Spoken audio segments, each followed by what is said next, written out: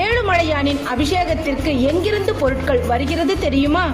ஸ்பெயினிலிருந்து குங்குமப்பூ, நேபாளத்திலிருந்து கஸ்தூரி, சீனாவிலிருந்து புனுகு, பாரிஸிலிருந்து வாசனை திரவியங்கள் வருகின்றது. ஒரு தங்க தாம்பாளத்தில் சந்தனத்தோடு கரைக்கப்பட்டு அபிஷேகம் செய்யப்படும். 51 வட்டில் பாலபிஷேகமும் செய்த பின்னர் கஸ்தூரியும் புனுகும் சாத்துவார்கள். தினமும் அதிகாலை 4:30 5:30 மணிக்குள் அபிஷேகம் நடைபெறும். அபிஷேகத்திற்கு ஆகும் செலவு 1 லட்சம்.